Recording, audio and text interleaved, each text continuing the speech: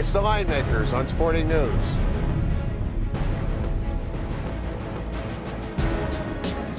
Friday night college basketball.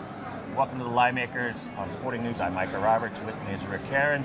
Ricky, we got a great battle for first place in the A10 with St. Louis at number 15 Butler. And this St. Louis squad, 8 straight covers in a row. How? Tell me why, for any reason, we would look to bet Butler at home here. Well, for one, it's a revenge game, big time. St. Louis blew Butler out 75-58 at St. Louis. And yes, St. Louis has been terrific, but this is a Butler team that's already beaten Indiana. They've already beaten Gonzaga. Those, by the way, are both considered 1 seeds in the tournament already. Yeah. So we're looking at a game that's going to be about pick 'em based off the power ratings. And in the revenge spot, yeah, I have to like Butler in this game. And it doesn't faze you that a couple of weeks ago we saw them lose at home as a big favorite to UNC Charlotte. This is a different spot. The revenge takes center stage here? Well, Butler went through a couple of things. Rodney Clark was out for a couple games. He came back. Andrew Smith was out for a couple games. Andrew Smith didn't play in the Charlotte game.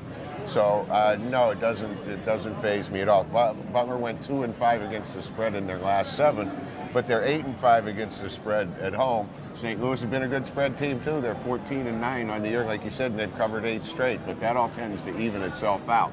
On our Line Maker ratings, by the way, if you go to the website, you can check out all the teams. A lot of fun to look at the differentials there. We've got St. Louis number 29 at a 142.0, number 55 Butler at a 138.1. So like Rick said, you factor in the home court. It's going to be about a pick 'em in this game, giving Butler about 4 points. How about the flow of this game?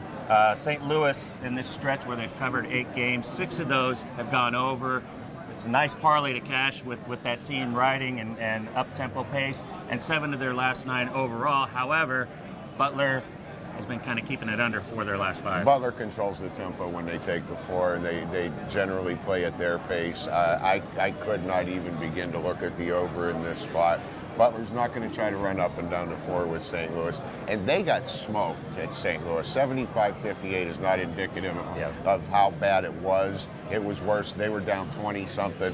They remember. They're embarrassed. This is Butler on their home floor in a pick 'em. I'm playing them against anyone in the country at pick 'em. There you go. Butler, revenge spot. Take the Bulldogs.